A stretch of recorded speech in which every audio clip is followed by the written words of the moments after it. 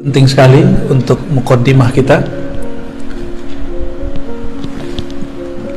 Allah mengatakan Khaliq. Khaliq, ya. Khaliq mencipta. Siapa yang dicipta? Bashar. Wah, nama Pak Kiai ini.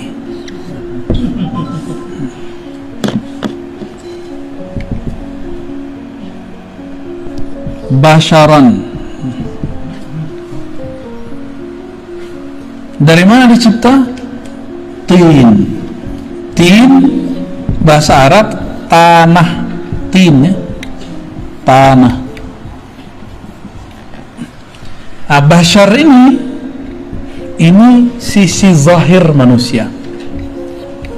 Zahir manusia. Maka Allah mengatakan aku pencipta. Nah, ini kita ulang-ulang biar nggak lupa, dan ini sangat penting sekali, ya. Sangat penting untuk memulai kajian ma'rifatullah. Karena banyak sekali, jangankan orang-orang, beberapa kiai aja saya temu, ya, mendebat saya juga begitu. Bagi dia ruh itu dicipta, padahal ayatnya tidak ada satupun ayat yang mengatakan ruh dicipta. Gak ada satupun ayat yang menyebutkan ruh dicipta. Maka di ayat 72-nya, gimana ayat 72-nya? Fa idza sawaituhu wa nafakhtu fihi min ruhi. Jadi Allah mengatakan nafakhtu, ya. Nafakhtu.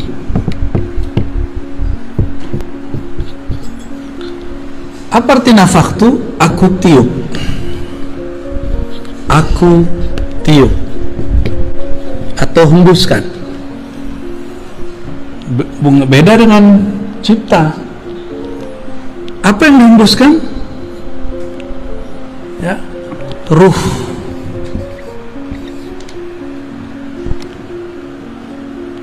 Ruh ini dihembus. Inilah sisi lain dari manusia yang kita sebut batin. Batin manusia.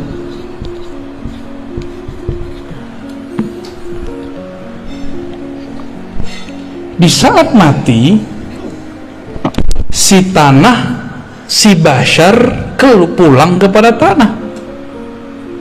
Sedangkan ruh, dia harus berpulang kepada sumbernya. Sumbernya siapa? Enggak, bukan Khalik. Khalik tanah. Coba baca ayatnya, ayat 72. Nafakhtu fihi min ruhi. Aku hembuskan. Nah, min di sini diperdebatkan ulama, ini minnya artinya apa? Sebagian kah? Dari kah? Apakah minnya mim ibtida? Mim ibtida itu dimulai dari ruhku, berasal dari rohku. Atau artinya aku tiupkan sebagian dari rohku. Nah, itu jadi masalah tuh. Ya. Nah, dan saya sudah jelaskan sebelumnya, ada yang kita sebut dengan haikalul ma'arif, haikal ma'arif. Yang pertama masih ingat, Ahad Zatullah, Ahmad Ruhullah, Muhammad Habibullah, Al-Mahdi Khalifatullah. Oke. Kalau dizikirkan tiap hari itu, terus ditutup baca Fatihah, Al-Fatihah gitu, ya. Coba perhatiin yang nomor 2, Ahmad Ruhullah. Ini jawabannya nih. Aku hembuskan dari rohku. Rohku, aku siapa? Allah. Maka kalau kita lengkapi Ruhullah. Ruhullah siapa tadi? Ahmad. Jadi yang disebut ruhku itu Ahmad. Gitu. Maka aku setelah tubuh manusia sempurna, aku hembuskan ke dalamnya sebagian dari rohku. Jangan salah paham, bukan zatku. Bukan zatku, tapi rohku.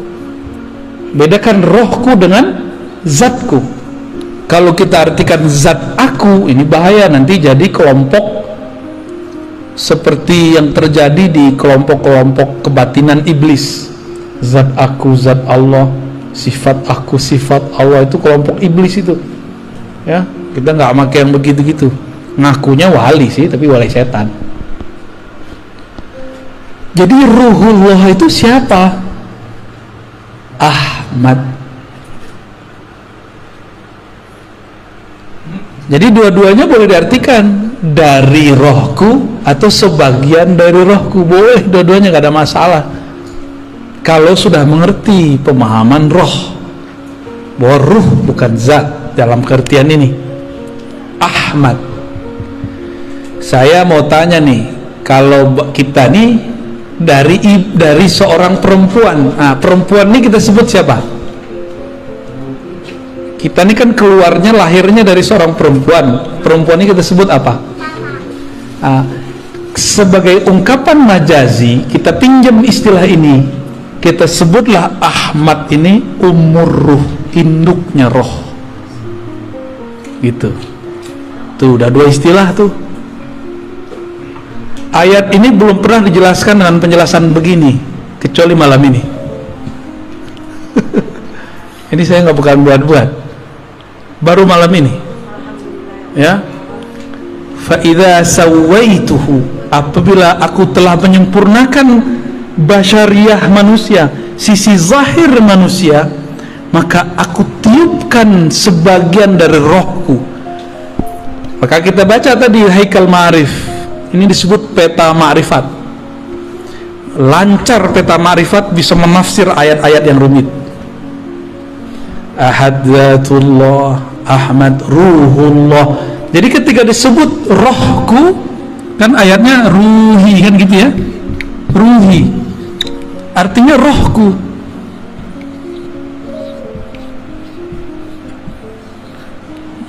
Banyak yang salah paham, dikira rohku tuh zatku. Mereka takut kalau nanti orang ngomong di dalam diri kita ada zat Allah. Bukan, ini beda. Nabi Isa aja kita sebut ruhullah, benar nggak? Ruhullah Isa itu ruhullah juz'i namanya, ruhullah sughra, roh kecil. Sedangkan yang kubro Ahmad. Bahkan ini disebut ar-ruh al-akbar, roh yang agung, yang paling besar, karena ialah tiupan pertama Allah.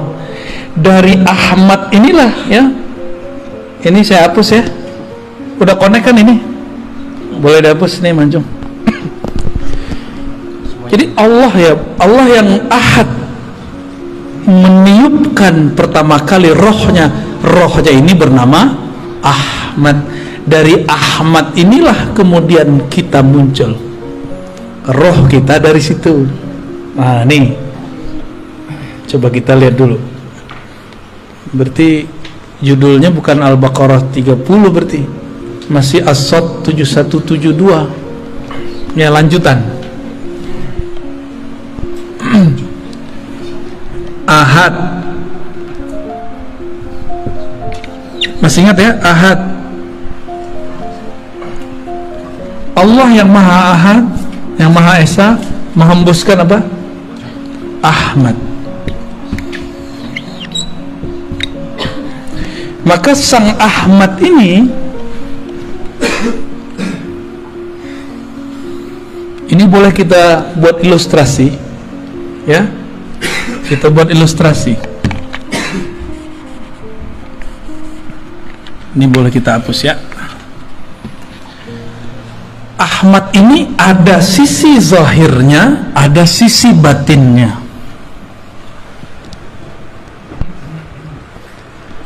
Ahmad itu ruh Allah, maka kita nyebutnya tadi apa? Ahmad Ruhullah.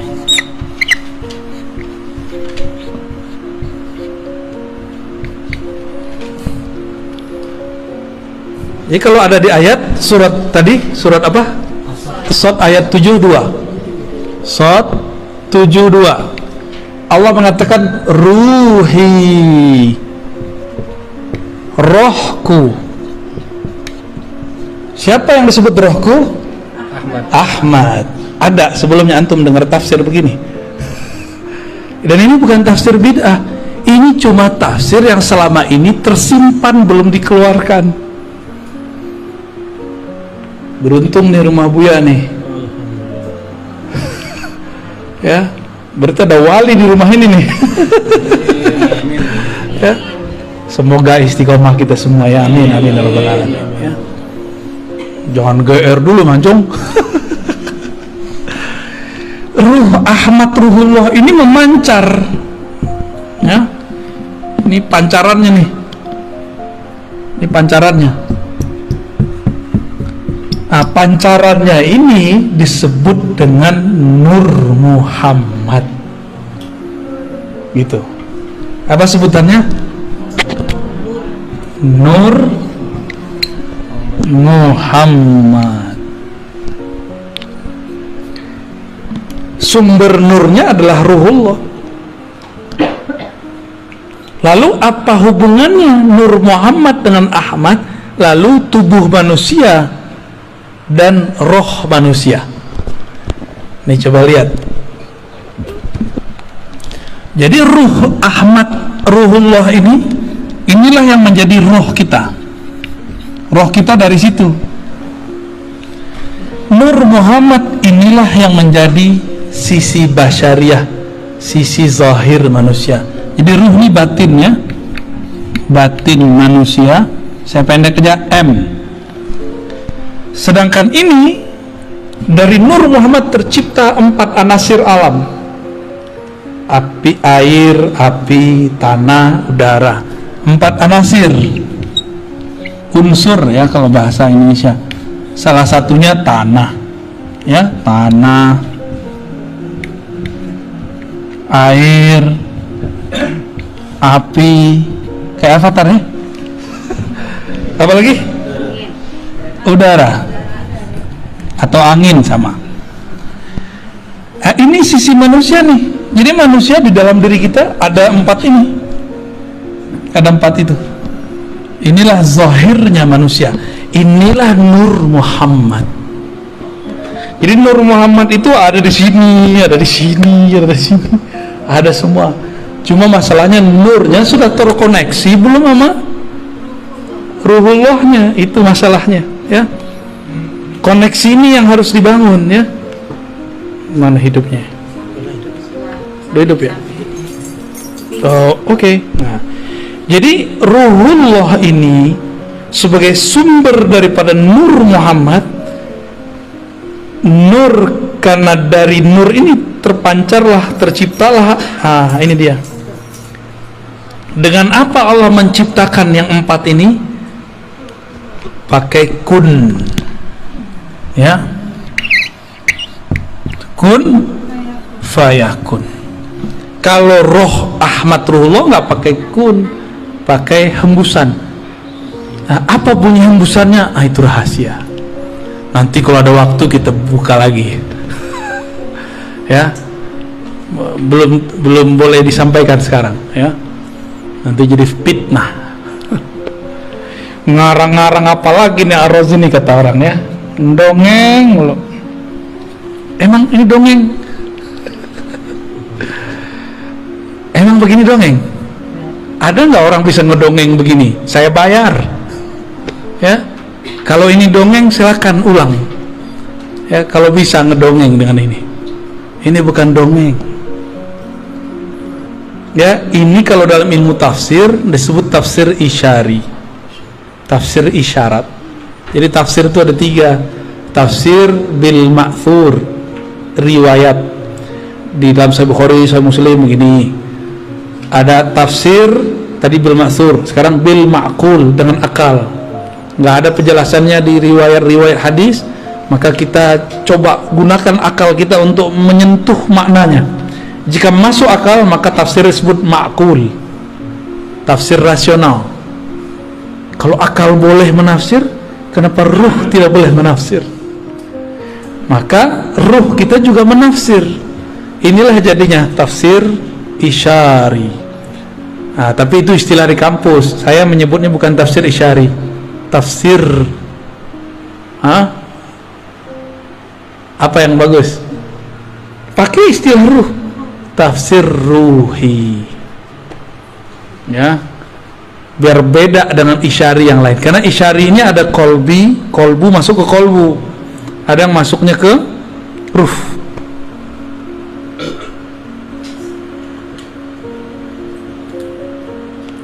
Pancarannya ini banyak, berapa banyak? Berapa banyak kemarin? 124.000. Ini bukan cocok logi. Makanya jumlah para nabi 124.000. Maka nabi-nabi itu adalah pecahan dari Ahmad, yang merupakan mereka menyimpan dalam diri mereka nur. Nah, ada hadis, al ulama warasatul anbiya, ulama pewaris para nabi. Apa yang diwarisi? Nur ini. Nah, jadi ini kalau dibuat lapisan berikutnya, bukain cum. Oke. Kurang jelas itu. Ini dihapus ya. Ya, fadal. Yang 100.000 ini disebut nabi.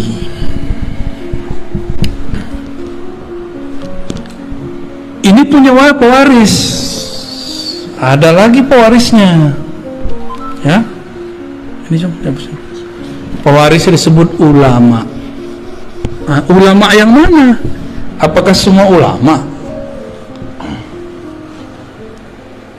Ulama yang mewarisi nur Muhammad di dalam dirinya.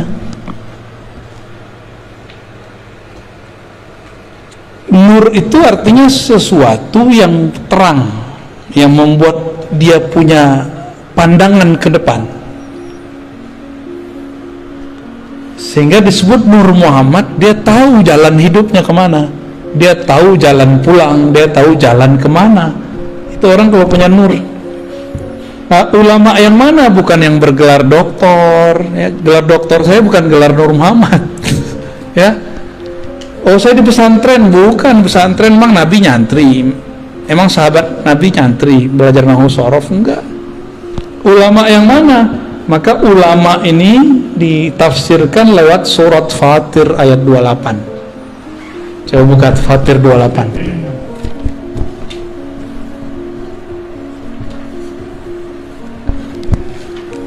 Fatir 28 apa? Innama yakhsyallaha min ibadihil ulama.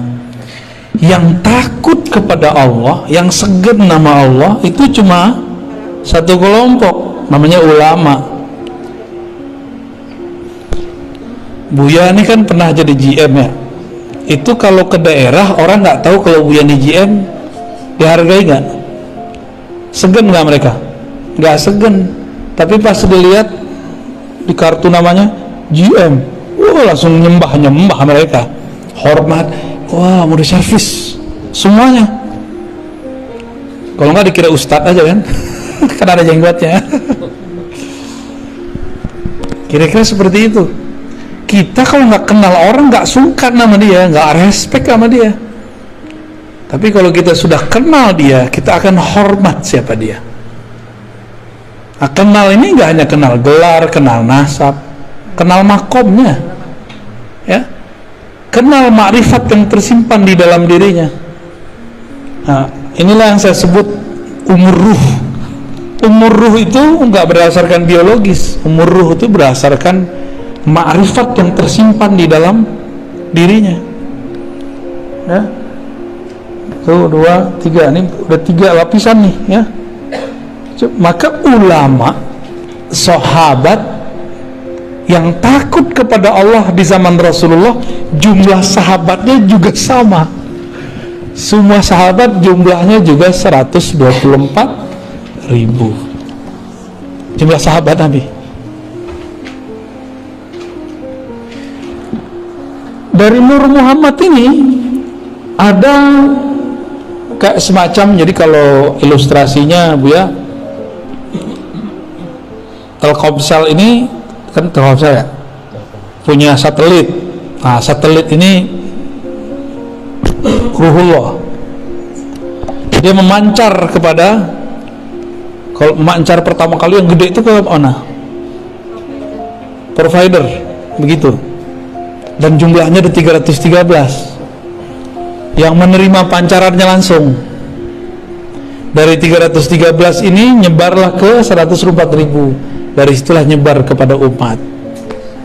Kayak gitu modelnya. Maka setiap masa nur ini nggak akan kurang dari 124.000, nggak akan kurang. Maka wali kalau mati pasti ada pengganti. Jadi nggak usah khawatir. Kalau wali mati tidak ada pengganti, tunggu aja kiamat. Pasti kiamat. Jadi ada wali Allah itu zikirnya menahan gunung api meletus. Ada wali zikirnya menahan hujan biar nggak turun berlebihan. Ada wali yang kerjaannya menahan supaya air laut itu tidak banjir rob berlebihan. Kalaupun terjadi mau gimana lagi ya. Ada wali di kutub utara, di kutub selatan. Sekarang orang menyebut global warming. Setiap hari ada es itu mencair. Berarti ada zikir yang sudah hilang di situ. Jangan-jangan walinya sudah meninggal. Ya. Maka jangan salah, di setiap gunung itu ada wali. Si wali inilah yang berzikir yang membuat gunung ini bertahan. Kalau walinya mati terjadilah sesuatu. Gitu. Ya. Gempa bumi, gempa boleh terjadi, tapi jadi bencana enggak? Kalau walinya mati, itu jadi bencana besar. Dan sekarang banyak wali yang mati, mesti ada yang melanjutkannya. Dalam proses transfer ini, estafet ini, disitulah terjadi bencana-bencana. Ini kacamata ilmu ma'rifatullah ya. Bukan kalau orang BMKG mungkin ngomong ini gejala alam, ya itu urusan ente. Kita punya urusan lain. Ilmu kita tidak bertentangan, cuma berbeda. Ya, ilmu kita tidak bertentangan dengan BMKG kah, geologi kah, ilmu itu punya urusan sendiri. Kita punya urusan sendiri juga, gitu. Ya, laptop sebagus apa, handphone sebagus apa, tetap harus ada yang operasionalkannya. Kalau orangnya hilang ya kacau, sama lah kira-kira begitu. Katanya robot hebat, tetap harus ada orang yang memprogramnya. Programnya lewat ya lewat juga deh ntar. Ya.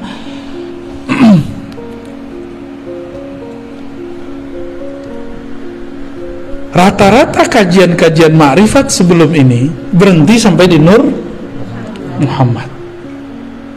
Dulu ada di Kalimantan, Abah Gurus kumpul, sudah mulai masuk ke bagian-bagian ini Ahmad, tapi baru masuk di bagian huruf Ahmad.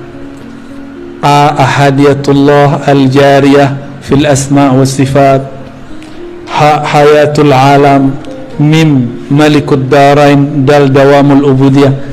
Beliau sudah sampai masuk ke sampai rahasia huruf Ahmad. Itu udah bagus sekali. Bayangkan di zaman saat-saat itu beliau sudah mengupas kajian yang sangat luar biasa. Kita bersyukur ada wali-wali kayak beliau. Dan saya juga bersyukur sekali ketika hati rindu mau menyebut-nyebut beliau dan ingin ziarah, tahu-tahu ada jalan, kami baru pulang dari sana. Ya. Dan ketemu orang-orang murid-murid beliau yang Masya Allah orangnya itu udah kayak keluarga aja ya. Kayak keluarga datang ke sana. Kajian-kajian mengenai ma'rifatullah yang sudah mulai dibuka oleh Abah Guru itu sampai kepada ilmu huruf. Ilmu huruf itu penting sekali. Di dalam kitab Khatmul Aulia dulu sebelum apa ada sesuatu lah. Saya sering mengkaji kitab itu di ribat kita di sini. Nggak jauh. Bahwa ciri-ciri Khatmul Aulia, penutup para wali, puncak para wali, itu ada 4 ilmunya. Ditulis di kitab itu. Beliau ahli hadis dan juga ghaus di zamannya. Kutubul ghaus, jadi bukan hanya kutub aja. Beliau mengatakan ilmu pertama ilmu bad'i, ilmu tentang awal asal muasal alam, ilmu tentang asrar alam, gitu. Maka orang ini kalau ngelihat kita, dia bisa lihat nasab kita ke belakang, baik nasab jasad basyariah atau nasab ruh atau nasab nur. Jadi ada 3 nasab: jasad, bin binti binti, ada nur dulu, nur, lalu ada ruh. Jadi kita ini bisa bagi ntar nih, ya. Ada satu lagi di luar. Nah ini karena bukan bagian dari ma'rifatullah, saya nggak masukin tentang nasab jasad, saya nggak masukin. Jadi ketika ada dalam Al-Quran, pada hari kiamat setiap orang dipanggil dengan induknya. Nah, dia nginduk ke siapa nih? Induk ke jasad, nginduk ke ulama. Ini torikot nih di sini nih, ya, belajar torikot di sini. Atau nginduk kepada nur. Ini Khidriyah di sini, ya. Jadi orang kalau cerita tarekat Khidriyah, ini di sini mainnya dia, di Nur Muhammad.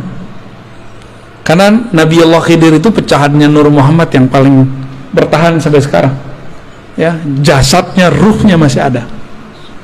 Cuma karena orang banyak orang nggak mengerti adab.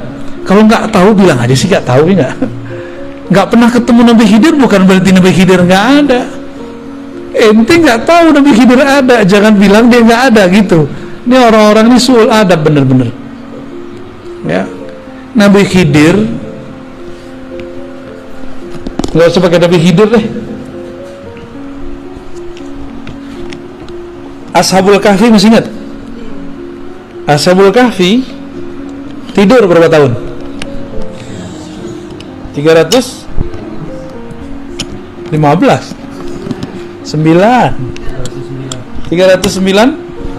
309 tahun. Makan nggak? Minum nggak? Wajahnya jadi tua nggak? Enggak.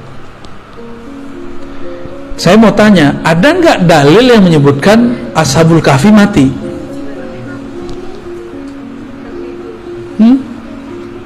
Iya, setelah 309 nggak ada, dia tidur lagi. Makanya dalam riwayat yang dikumpulkan Imam Al-Qurtubi dalam kitab Tazkirah, nanti Ashabul Kahfi turun lagi membersamai Nabi Isa. Ternyata usut punya usut, Ashabul Kahfi adalah umat Nabi Isa. Jadi antara Nabi Isa dengan Nabi Muhammad. Jadi nanti ketika Nabi Isa turun, mereka keluar. Apakah itu khurafat? Ya nggak khurafat lah, ada riwayatnya.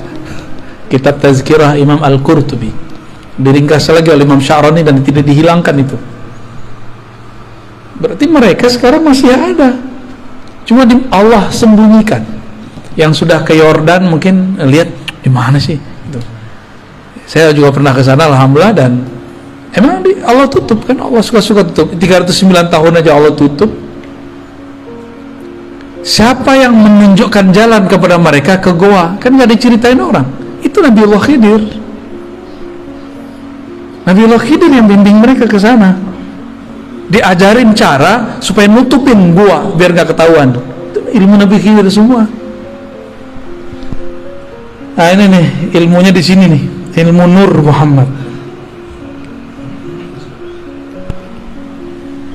Nabi Isa dalam surat As-Saff ayat 6 ya, mengabarkan, aku akan memberi kabar kalian kedatangan seorang nabi di akhir zaman, ismuhu Ahmad. Kok lahirnya Muhammad? Berarti Ahmad nama apa dong? Karena Nabi Isa ruhullah, maka Ahmad itu nama ruh. Inilah dalil kalau ruh itu punya nama. Nama ruh pertama Ahmad. Coba Ahmad sama Ahad bedanya apa? Coba beda mim doang. Oh, kalau bagi orang ahli huruf, ada rahasianya. Nah, tadi empat pencirian wali khatmul aulia. Tadi ilmul bat'i masa lalu, 2 ilmul maqadir masa depan. Ya. Ilmul bat'i, ilmul maqadir, apalagi ya? Mitsaq, ilmu mitsaq. Apa arti mitsaq? Mitsaq ini syahadat alam semesta. Jadi kita ini per alam ada syahadatnya, per zaman ada syahadatnya, beda-beda syahadatnya. Syahadat Nabi Isa beda dengan syahadat kita. Syahadat Nabi Adam beda dengan kita. Tapi ada syahadat yang permanen, itu syahadat azaliyah namanya. Ya. Syahadat pada masa sebelum diciptakan alam, itu namanya azali.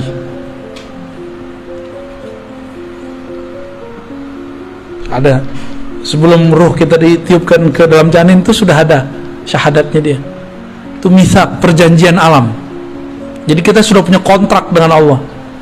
Itu mereka ngerti. Itu turunannya. Ya. Ketika ruh mengatakan syahidna, itu turunan dari mitsaq tadi. Itu semua ruh. Dan ruh ini kan ada yang Allah tiupkan kepada manusia, ada yang Allah tiupkan kepada hewan, ada yang Allah kemudian lempar ke pohon-pohon. Coba, kenapa tuh Bu ya?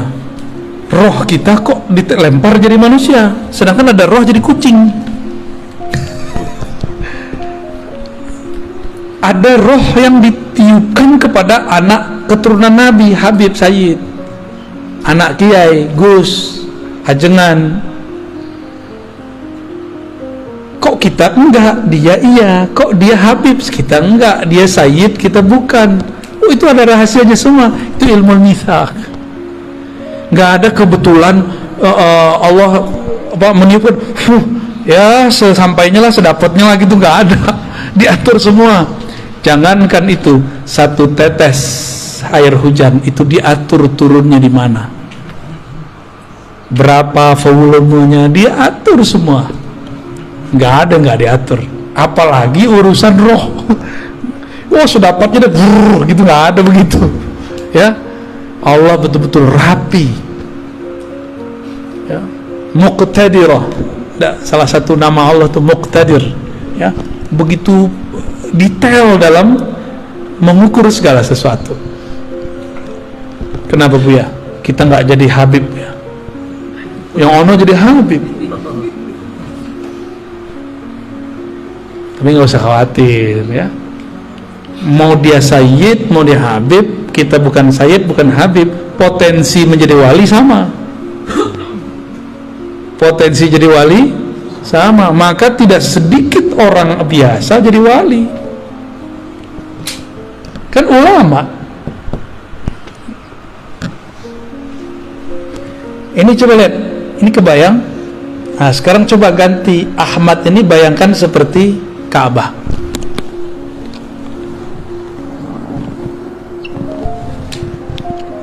Ini ilustrasi aja, ya.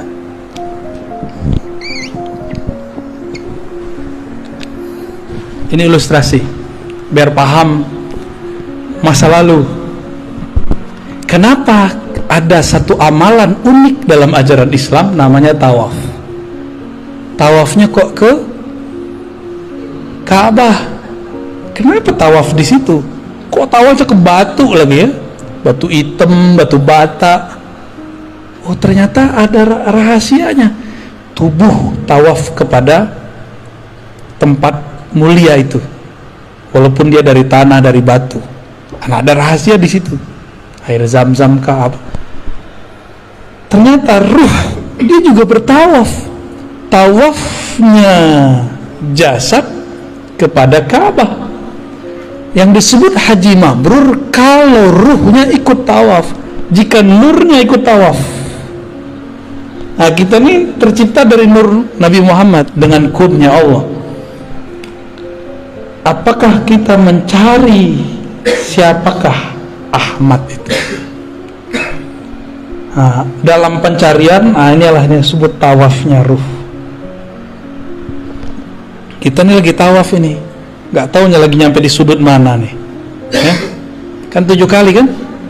Ya, kita ini kan baru mulai kita ngajinya, baru mulai ngajinya, ya muter 7 kali loh. Tapi 7 kalinya ruh panjangnya dan lamanya bukan main, ya. Lama ini, ya. Kerja itu kan tawaf, bolak balik. Apa yang kita cari dari kerja itu? Fulus. Berarti Ka'bah dia fulus. Kalau Ka'bahnya cuma fulus, dia akan membenarkan segala cara. Tapi kalau badannya mengelilingi fulus, bolak balik, tapi ruhnya mengelilingi, nurnya mengelilingi Ruhullah Ahmad, orang ini tidak akan pernah korupsi, tidak akan pernah main-main angka. Itu kalau benar tuh, ya. Kalau benar ruhnya muter. Jadi zahir kita ini muter terus, nggak ada yang nggak muter. Saya nanya juga ke orang-orang kimia, orang-orang yang ahli-ahli dalam molekul-molekul, ternyata atom itu masih terdiri dari molekul-molekul lain, dan itu semuanya bergerak tawaf semua. Dan ternyata darah kita tawaf di badan, ya, tawaf semua, nggak ada yang nggak tawaf. Ka'bahnya darah, jantung. Ka'bahnya darah, jantung.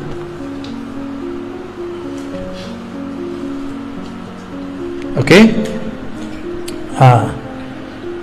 Kalau sudah punya gambaran begini,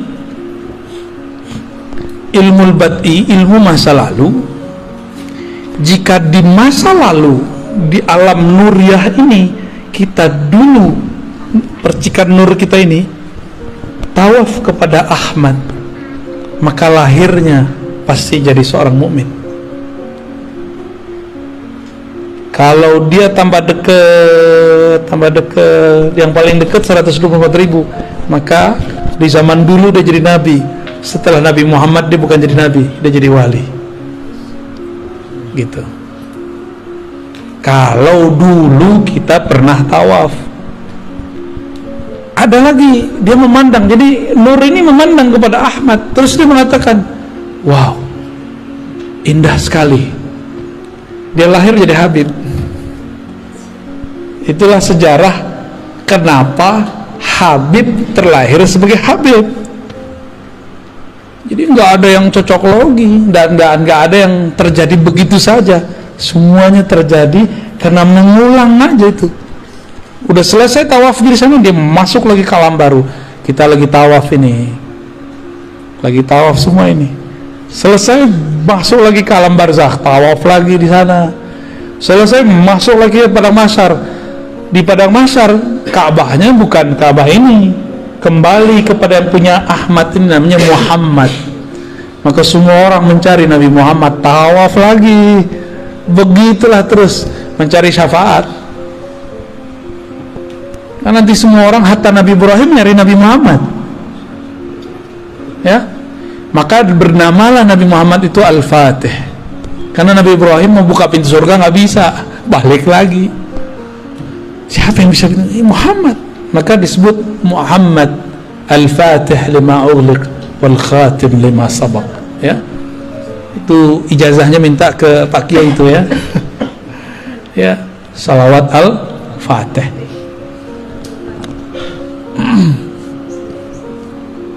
Jam 10 Bu, ya. Gimana? Tanya jawab kita lanjut? Lanjut tidur? Ya, rehat dulu. Bismillah.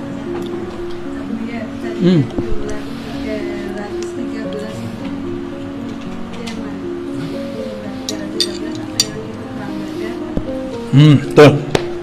Bagus. Dari 124.000 nur ini, ada 313 nur yang paling besar.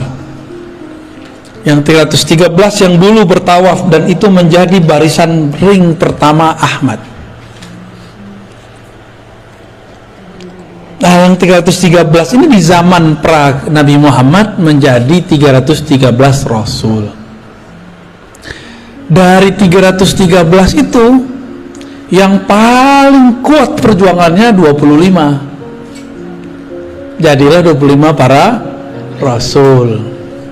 Tuh kalau ditulis terus tuh, coba yang ditulis tuh, Cung, 124.313, gede-gedein tulisannya ke bawah.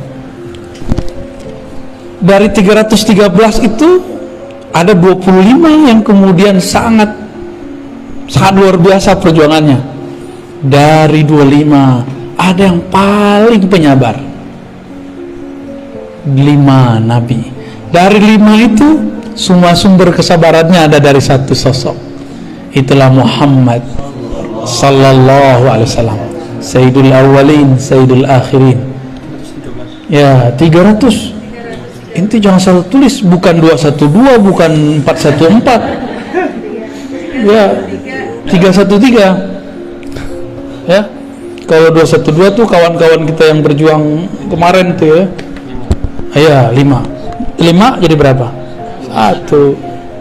Nah, ini penting nih. Syukuran. Jadi 124.000 itu ring terluar, ring terdekatnya 313. Dari 313 ini paling dekat lagi 25. Dari 25 ini paling dekat lagi 5. Dari 5 itu 1. Berarti kalau 5 kurang 1 berapa? 4. Coba lihat. Nabi Muhammad, Abu Bakar, Umar, Utsman, Ali. 5 kan? 5. Dan itu bukan cocok lagi. Emang udah dari sononya. Udah dari sononya begitu. Ya.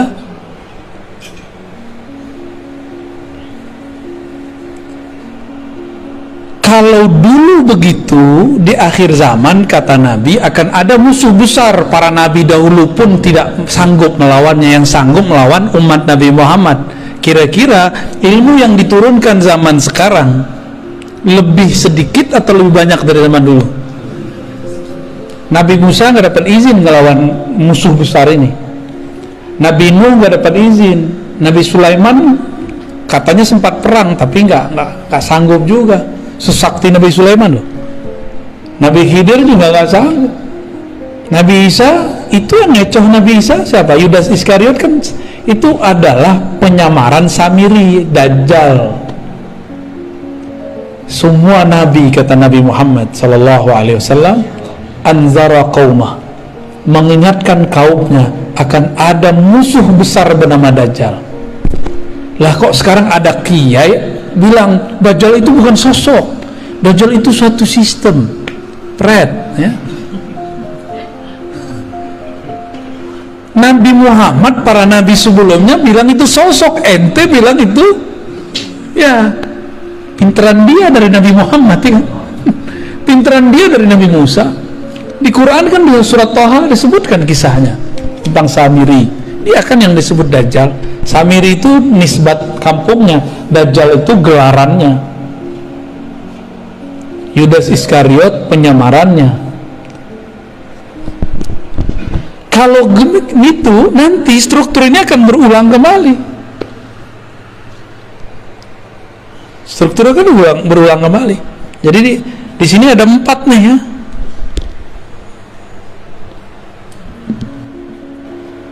Sama ntar Nabi mengatakan jika bumi telah dipenuhi dengan ketidakadilan, muliat al-ardu jauran ya, ketika bumi sudah dipenuhi dengan ketidakadilan, di mana-mana ada kezaliman. Ini bukan hanya kezaliman politik dalam negeri loh. Ini kezaliman global. Jadi tolong move on, jangan cuma memikirkan masalah pilpres.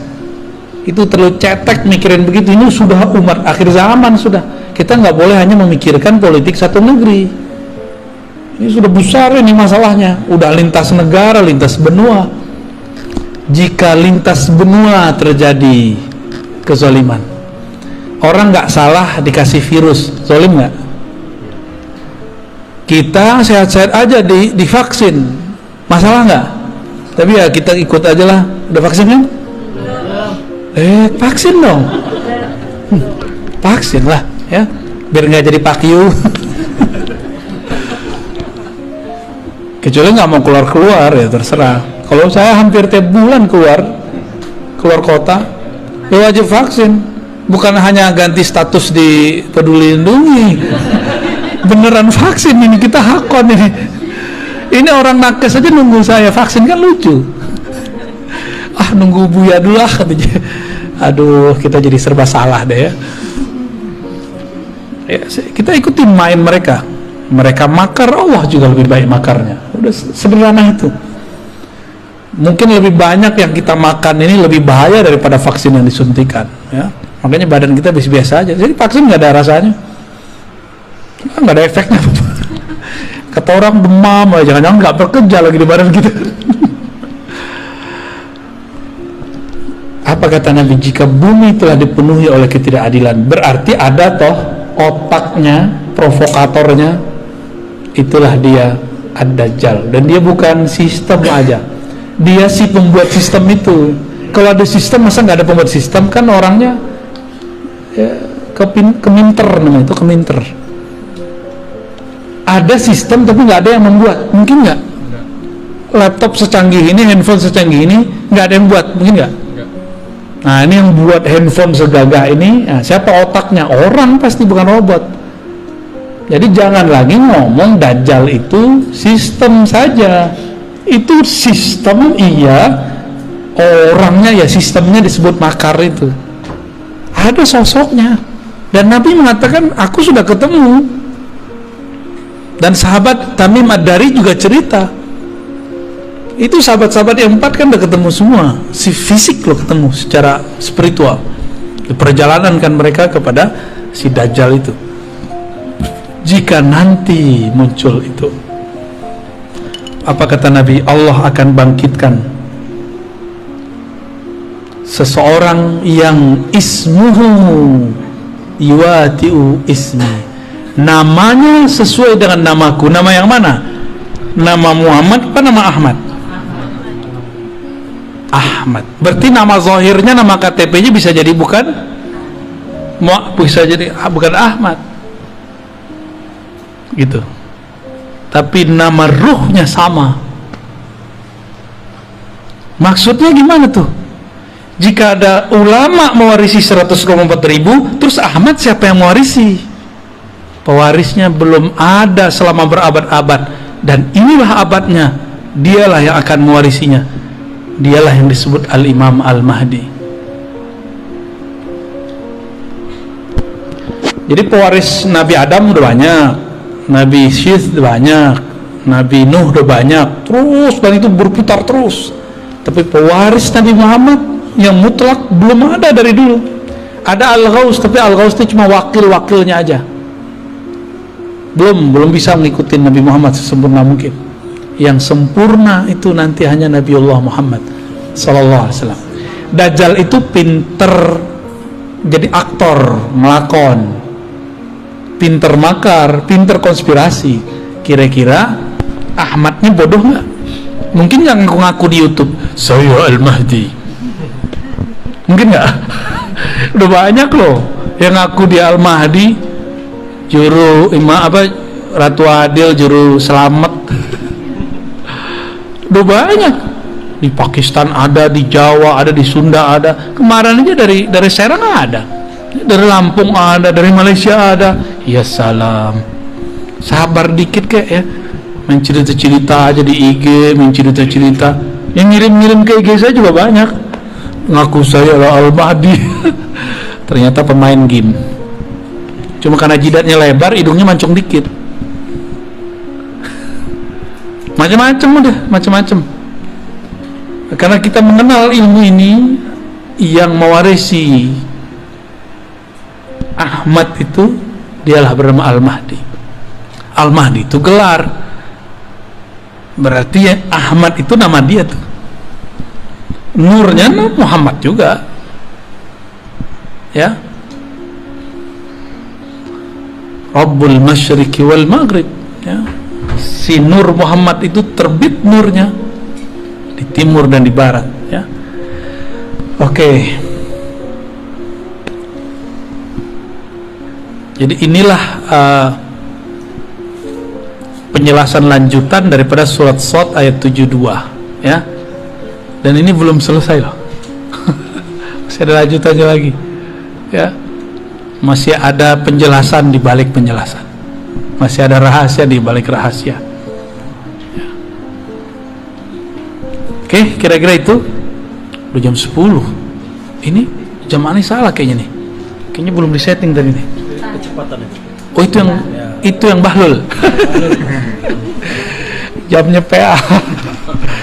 Baik, gimana Bu? Ya, gimana? Ya. Mengenai tadi bahwa ruh itu tidak balik ya. Ya. Terkait dengan innalillahi wa inna ilaihi raji'un itu seperti apa hubungannya? Inna lillahi wa inna ilaihi raji'un. Kaitannya apa dengan ruh tidak dicipta kan gitu? Mati itu pulang kampung. Tubuh dicipta dari tanah, maka dia pulang ke kampungnya tanah. Ruh dihembuskan dari ruhi Ahmad, maka dia harus cari jalan pulang ke.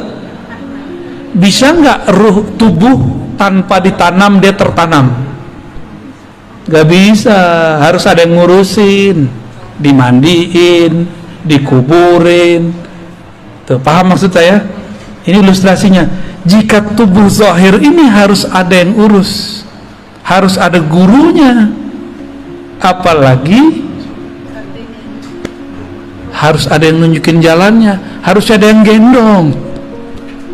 Jadi ruh ini kalau dia berpisah nggak ada yang jemput, dia akan gentayangan kemana-mana. Tapi bukan jadi hantu, bukan. Yang jadi hantu itu jin. Dia akan kemana-mana, dia mencari pertolongan. Siapa? Aku mau kemana ini? Dia bingung. Maka sekarang kita kasih tahu, kalau kita meninggal kita harus kembali kepada Ruhullah Ahmad. Ini yang harus dicari ya. Makanya ada satu sholawat boleh diamalkan. Allahumma ya Ahad, wahai ya Allah yang Maha Esa, Maha Tunggal, sholli ala Ahmad, limpahkanlah rahmat, sampaikanlah ruh kami kepada ruh Ahmad. Itu maknanya. Pulangkanlah ruh kami kepada ruh Ahmad. Pulangkan kami kepada ibu kami, induk kami. Kalau kita masih punya ibu, pengen pulang kampung nggak kalau ibunya di kampung? Ibunya di sini, berarti pulangnya di sini, ya kan? Coba misah sehari aja, nggak mau kan? Nggak mau tuh, pelukan langsung. Begitulah nanti jika ruh tahu jalan kepada umur ruh, nanti mereka semua akan bermanja-manja. Makanya kalau bener nih kita sholawat, kita mewek-mewek nyebut nama Ahmad. Nggak ada orang yang nggak bisa nangis kalau nggak sebut Ahmad. Cuma ini kita lagi tahan-tahan aja nih. Kalau bener nih ruh, dia percikan dari hembusan Ahmad, disebut Allahumma ya Ahad, sholli ala Ahmad. Oh, enggak, pasti ngalir. Ya Allah, ruhku ini adalah bagian dari hembusan ruhmu Ahmad. Tolong kembalikan ia kepada ruhmu Ahmad. Sampaikan kami kembali pulang kepada ibu ruh kami Ahmad, induk ruh kami Ahmad. Enggak nangis berarti dalamnya hitam. Itulah rahasia. Silakan diamalkan itu ya. Ya, Allahumma ya Ahad, salli ala Ahmad. Allahumma ya Ahad, salli ala Muhammad. Allahumma ya Ahad, salli ala al-Mahdi khalifatika ya Allah ya Ahad. Allahumma salli ala Al-Fatihah.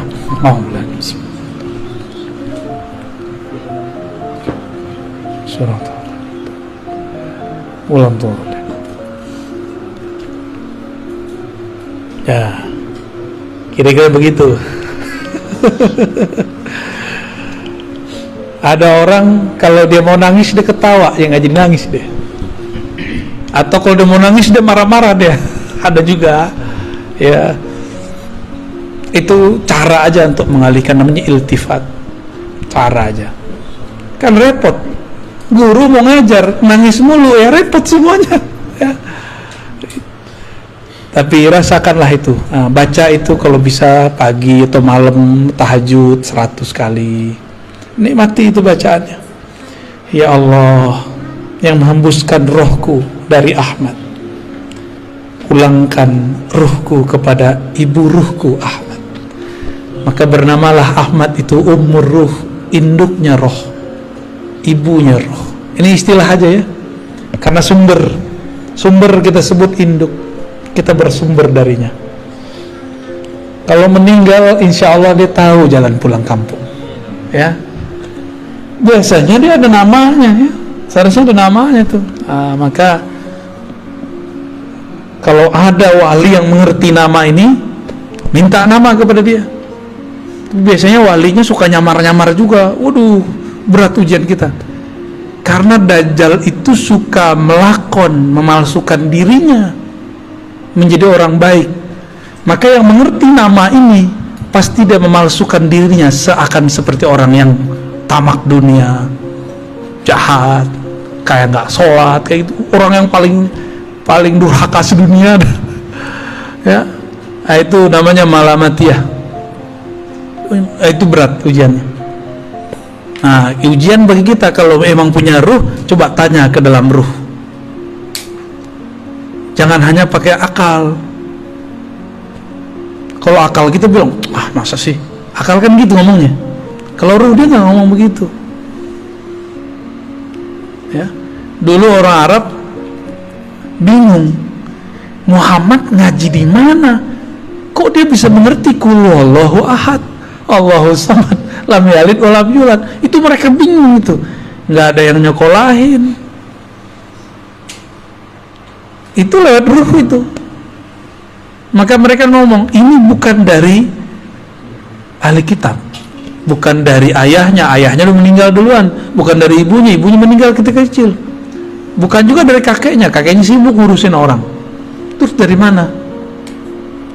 Disitulah kemudian Abu Bakar sadar, oh kalau Muhammad pasti Allah di belakangnya gitu, ya. Maka bernamalah beliau Siddiq, ya. Kisah Mi'raj itu salah satu dari kisah yang beliau jadi disebut Siddiq gitu. Gitu, aman. Tarik amalin ya, salawat ahadiyah ya. Itu sudah biji-biji salawat, udah pangkal-pangkalnya salawat. Karena salawat itu banyak, ada Al-Fatih, ada salawat Nurizat, ada salawat Tibul Qulub. Ini masing-masing punya fungsi, punya rahasia-rahasia. Ini salawat ma'rifat, ya. Dan itu nggak dibuat-buat, emang dikasihnya begitu.